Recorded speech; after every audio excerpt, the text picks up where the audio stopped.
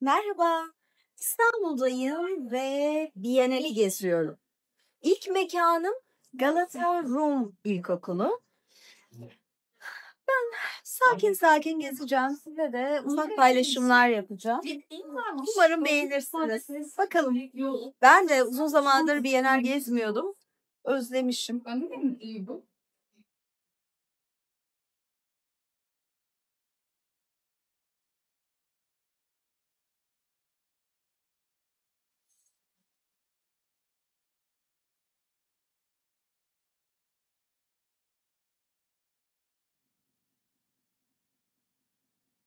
Bu sanatçı Afrikalı bir sanatçı.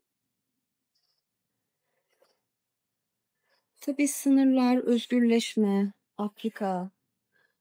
Şu dikenli tellerse onun imzası niteliğindeymiş. Dikenli tel deyince aklımıza sınırlar geliyor.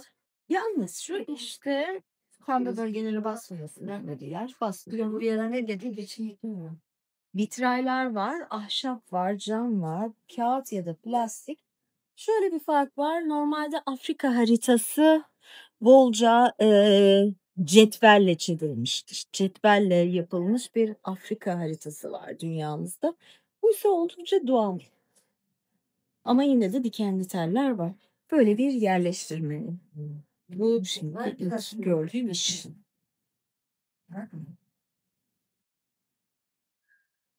94 yılı Bağdat doğumlu Ali Eyal. Şu an Los Angeles'ta yaşıyormuş.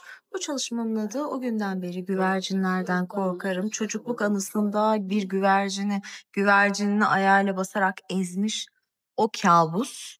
Ve çok güzel, değişik bir anlatım tarzı var. Bu da Irak'ın işgali sırasında topraklarının işgali, çiftlik, oranın tekrar yapılıp yani yeniden yapılmasıyla falan ilgili bir parçalanma hali de var zaten. İkiye bölünme. Ama değişik bir üslubu var. Birazcık hani figürlerde Botero hissi de şey yaptım ama öyle Botero da diyemeyiz çünkü böyle kıllar, kıllı bacaklar, ayaklar falan. Renkler, anlatım evet. Değişik, güzel. Tasvirime bakın değişik, güzel dedim ya. Böyle bir iş. 85 doğumlu Kocaeli ve şu an İstanbul'da yaşıyor. Böyle bir hava, beslenme ve hava. Breathian'lar vardı. Havayla beslenenler. LED ışıklar. Tibet çanağı falan. Ya bu tür işler beni biraz zorlar açıkçası. Ben estetik şeylere ilgi duyan biri olduğum için ama burada da dolanabiliyormuşuz sanırım. Şuraya oturabiliyor muyuz? Hah.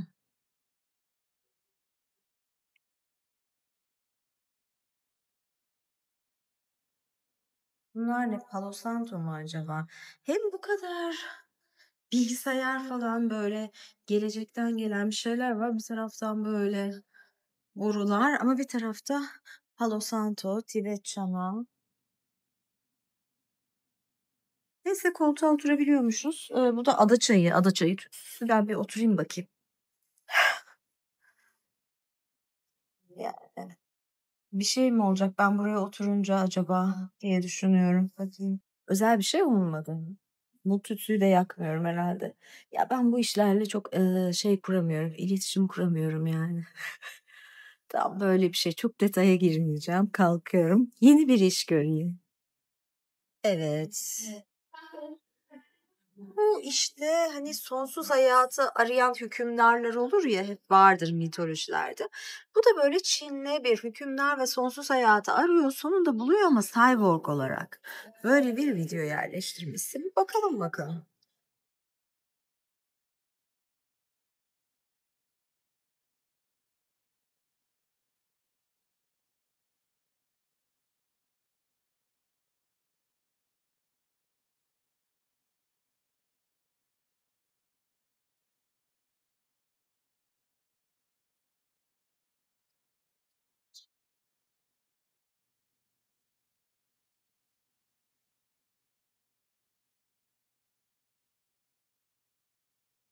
8 dakikalık videoyu bitirdim. Şimdi böyle başı nasılmış diye bakıyorum.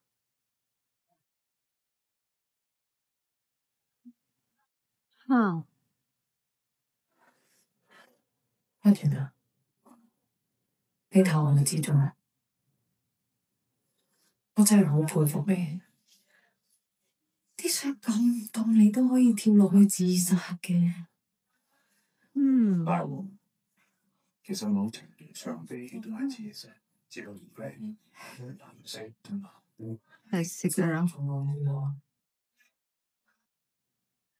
Burada böyle bir cyborgla, robotla insanın birleşmesi var. İnsanlar acı çekmemek için ruhlarından vazgeçiyor diyor insan olan taraf ve ölümsüzlüğü cyborg olarak bulmuş olan taraf. Diğer tarafsa ben bunu şey yapmayı istiyorum, arzuyu yaşamayı istiyorum diyor. Arzu varsa acı da var zaten. Biraz bunu anlatıyor aslında. Arzunun olduğu yerde acı da olur mutlaka. Çünkü arzu zaten bir sonluluk işareti. Yani arzular da sonludur. Sonlu olan her şey bir yerden sonra acı da verebilir. Sonluluğun farkındaysanız ya da o sonluğa geldiğiniz zaman bunu hissedersiniz. Sanatçının diğer eseri. Işıkları böyle kullanması hoşuma gitti. Çünkü güncel sanat işlerinde ışığı koyarlar, bir yazı koyarlar bu led ışıkları. O öyle durur. Ve burada böyle bir hareket var. Bu hoşuma gitti. Yoksa yani en çok kullanılan güncel sanat nesneleri ya da aletlerinden biridir şu ışıklar. Bu böyle taraf değiştirince görüntü de değişiyor. Eskiden sakızlarda çıkardı. Şu hal. Bakın başka bir şeye dönüyor. İçinde kız var. Buradan ne çıkacak? Yine kız var içinde. Şaşır şeyi. Güzel. Şimdi daha hızlı gidiyor. Daha yavaş gitmiyordu. Hepsi derin.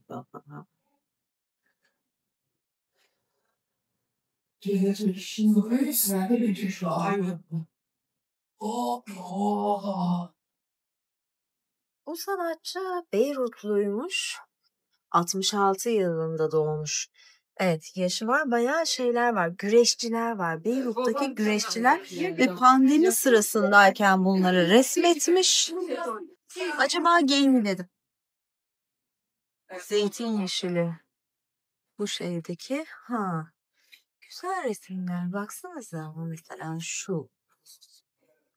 Bunlar falan. Hem bir böyle cinsellik çağrıştırıyor şu haller. Ama tabii kalabalık yerde yapılan organizasyonlar bunlar.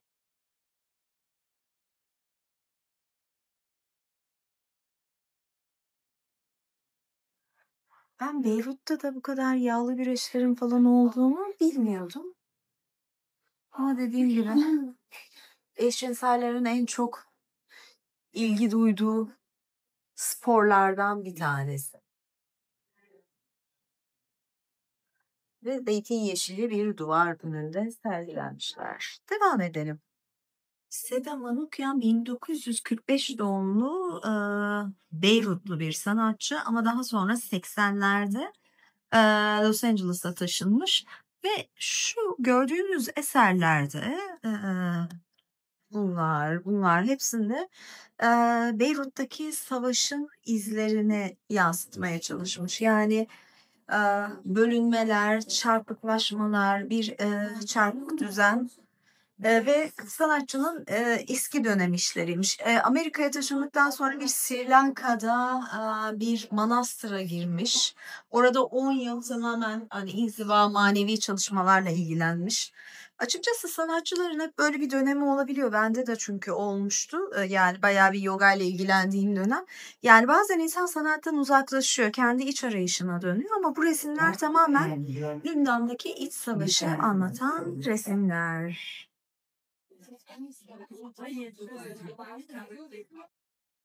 Bu da Fransız bir sanatçı. Kadehimdeki ilgili makama kadehimde görünüşü olacak. Yaz süreci, değişim, çocukluk süreçleriyle ilgili bir video ve video yerleştirme. Bakarsanız mezarlar, tabutlar, inme çıkmalar, kilise. Yani herhalde çocukluğunda çok fazla ölüm görmüş, yas görmüş. Bakın ölüm sembolleri, kilise, tören sembolleri. Bu da bana böcek gibi geldi. Bir böcek mi, başka bir şey mi?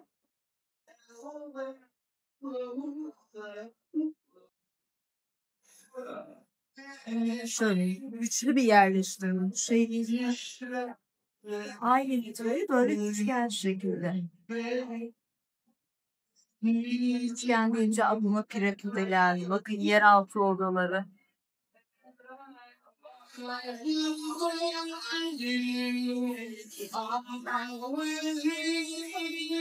Şimdi uzaya geldik aslında.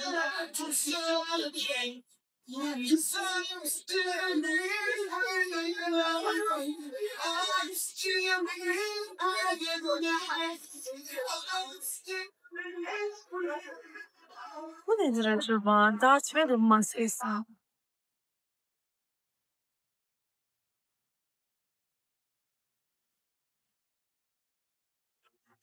Ya da bir arabanın farı diyesim geldi. Darth Vader maskesi diyesim geldi.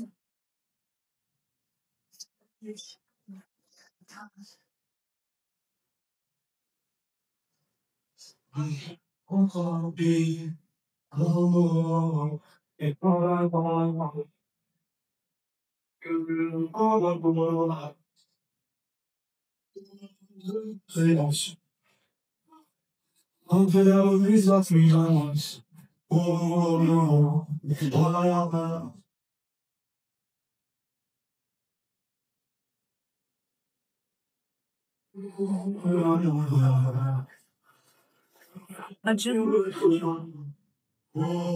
Müslüman mı demiş? Ama mezarlar da çok Hristiyan mezarıydı.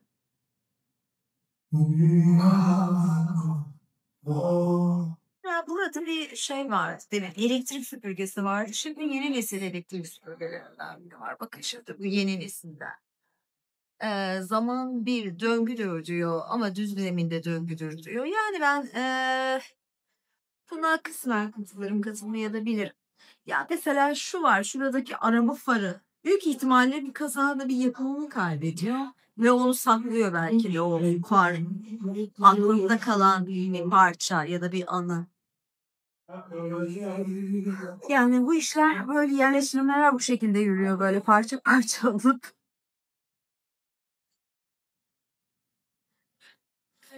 Yani hem Müslüman sembolleri var bunlarsa bayağı kilise sembolü.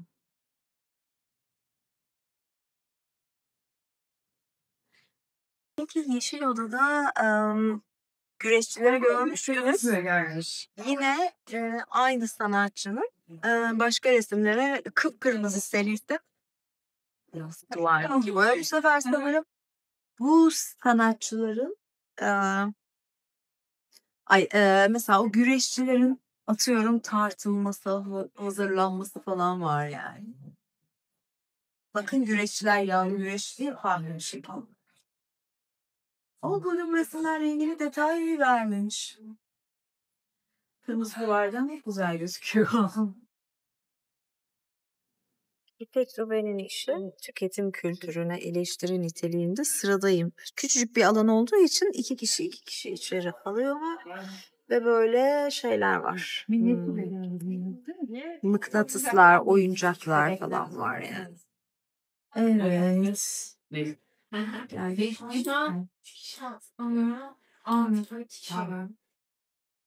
Evet böyle. Tüketim kültürü, bebekler, Coca-Cola. Tatlı bir yerleştirme.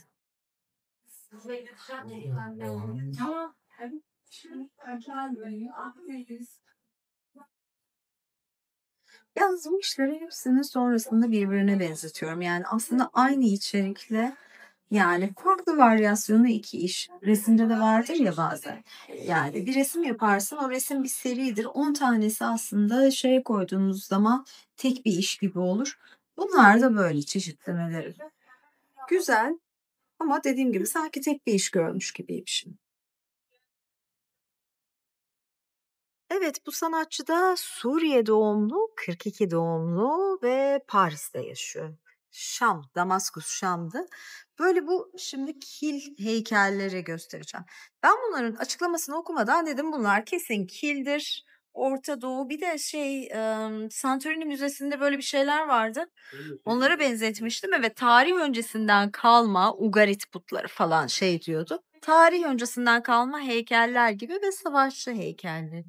Şimdi şöyle görebilirsiniz. Bunlar oldukça yıpranmış, berelenmiş gözüküyor ama hala dik duruyorlar. İşte savaşın etkisi, savaşta da dik durma hali ama bir yandan da olabildiğince hassas. Çünkü kil çok kolay kırılır, devrilir. Ve savaşçı olma halinde de bu var bir yanda. Savaşın ya da bu yıkıcılığı. Johannesburg sanırım Lusaka'da, Afrika'da bir yer diye tahmin ediyorum. Emin değilim. Bu sanatçının şimdi böyle modellemeleri var, düşünceleri var ve böyle evren modeli falan gibi çizimleri, modellemeleri böyle bir şeyler var. Böyle bir kısım. Ama tabii biz sanatçıların kafası karışıktır. Ara ara düşüncelerimiz değişir. Eee, Yeni şeyler fark ederiz. Bir şeyler ekleriz o düşüncemize. Sonra 10 sene sonra tekrar ona döneriz falan. Yer küre modeli. Evet. Yani hani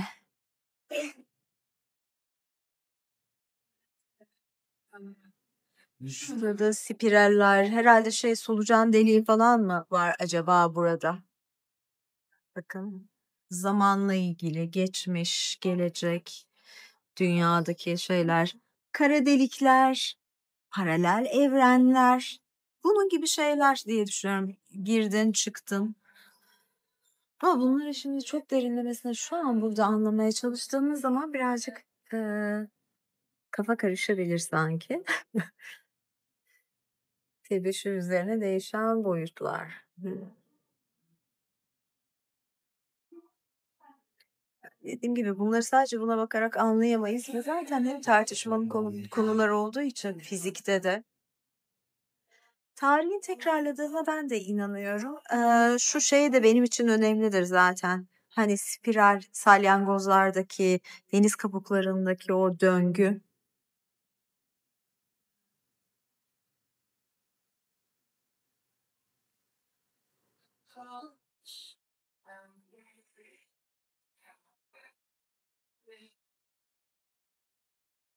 Şöyle.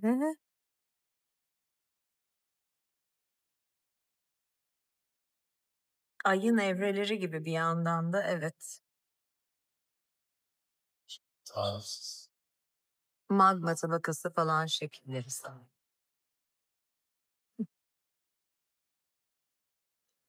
Bu ne? Bu da dünya değil mi? Bu şekilde bir temsiliyet yaratmış. Yine deniz kabukları var mı? Var. Şişiyor ve sönüyor sanırım. Evrenin büyümesi ve küçülmesi, genişlemesi ve daralması, çökmesi bu gibi şeylerle bağlantılı olabilir. Şunu ben bir fotoğrafını çekebilirsem insanlarla uzaklaşıp ya da şöyle video hali. Evet, fotoğraf gibi oldu.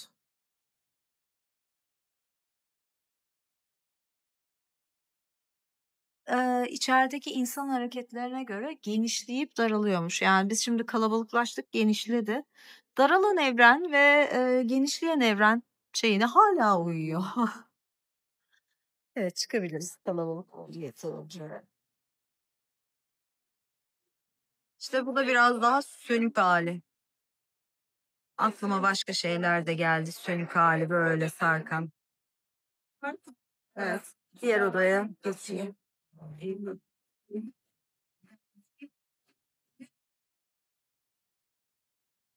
Brezilya doğumlu ve Paris'te yaşıyor. Hep herkes farklı yerde doğmuş, farklı yerde yaşıyor.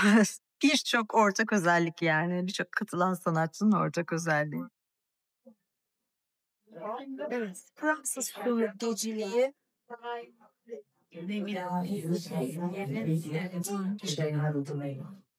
Şöyle biraz bakayım. Dans le pourcent de la tempête, là où une veillure aurait se lever, Là au milieu, Bu une tür caravane videoları traverse le izlemekte hep le zorlanırım. repas. Pas à pas, Çok yakın, hareketli kamera, sürekli bulanıklaşıyor. Gora, 2 pas, 3, 7, 1000 de associants. Le vent file, gommant de routière, cubitant de gratte-ciel, renversant. Ve de kaç dakika? O 23 dakika. Yani 23 dakika işte oturup izleyemem açıkçası. Bu tür işler böyle zorluyor. Meksika'da yaşayan bir sanatçı, Kuzey Carolina'da doğmuş ve madencilikle ilgili bir video. Video yeni başlıyor.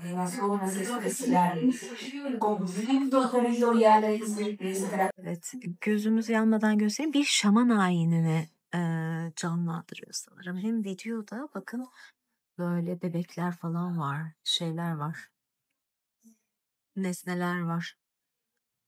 Yani fetiş nesneleri aslında bunlar böyle şamanik ayinlerde de kullanılan ve sanırım toprağını korumak isteyen bir şamanın ayini madencilere karşı.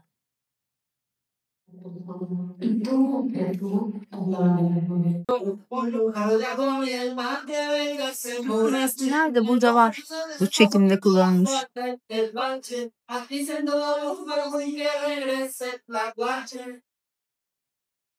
İşte kesiniz şu.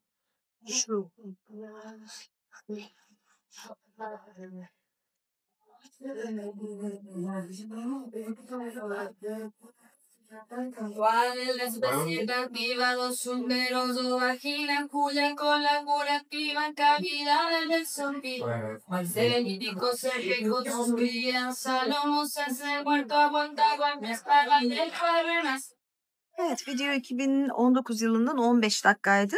Bu kadar izlemek bazen bir fikir veriyor, yetiyor. Şimdi sıradaki işe bakalım. Sergi üst katları bitirdim. Bir tane de asma kat var. Galata Rum İlkokulu'nu neredeyse bitirdim. Bir tane de asma kat var. Riyad'da yaşayan bir sanatçı. Evet. Riyad'da yaşıyor. Riyad'da doğmuş falan. Bir yerde doğar insan. Tek bir yer yani. Neyse şimdi şu asma kata da çıkacağım. Ondan sonra Galata Rum İlkokulu bitmiş oluyor. İlginç bir iş. 84 yılı doğumlu bu sanatçının işi çöl denizleri arasında.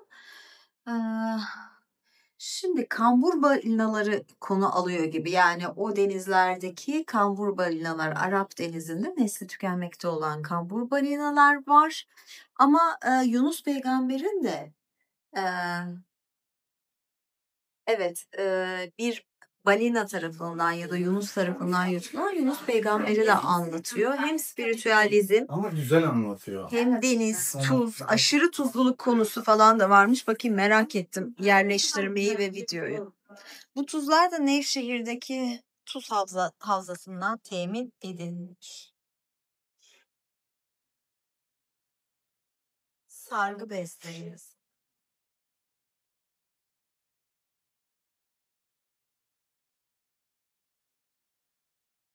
Bakalım videoyu merak ettim ama çok mu dolu acaba? Yerde de tuzlar var videonun içinde ve böyle bir dehlize mağaraya giriyor gibisiniz. Evet. Çok doluydu. Bu bir ses yerleştirmesi. Birazdan anlatacağım. Al.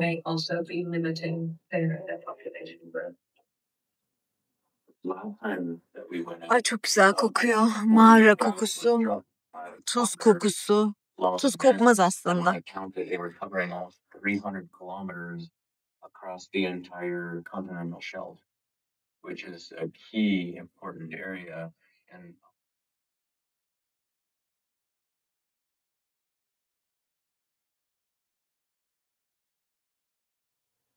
it's going in the water as well, and the increase in other types of fishing is obviously the noise that comes along with all of those boats being in the water. There's a creature that uses audio as part of their existence. And when you suddenly increase the amount of noise in the ocean dramatically, that's going to have a It was a relatively simple decision. It was a very direct and obvious threat, and it had a single thought, a fleet of whalers from several countries in Italy, but nonetheless, if you could stop whaling as a threat, you essentially release whales from this major constraint to the sailing has centuries. After whaling was banned, there was a global moratorium. Sanırım Galata Rum İlkokulu'nda en sevdiğim iş bu iş oldu. Ayman Zendani'nin işi. Bu çöl denizleri arasında tuzları görüyorsunuz. Arap Denizi'ndeki aşırı tuzlulaşmayı hem ele alırken nesli tükenmekte olan kambur balinaları da anlatıyor. Yunus peygamberin balina içinde kalmasını da anlatıyor. Ama şu var, bir yandan da şu mağara gibi yere girdiğiniz zaman siz de aslında o balinanın içindesiniz. Ama o balinanın içinde olmak bir yandan da neyi anlatıyor? Şey diyeyim, yani siz de anne karnına ve rahme dönüyorsunuz. İçeride de bakarsanız hem bir balina sesini algılayabilirsiniz. Balina, yunus sesi gibi ama bir yandan ultrason sesi gibi.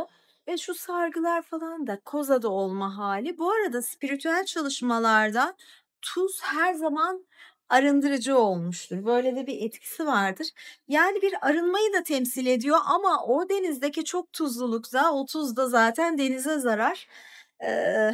Orada da farklı bir durum şey yapıyor. Yani fazla oranın da tuzdan arınması gerekiyor falan filan. Yani bir sürü şey birbirine bağlı. O yüzden ben bu işi çok sevdim. Böyle birbirine çağrıştıran, birbiriyle bir sürü anlamı çağrıştıran işleri, çok anlamlı işleri ben her zaman çok seviyorum.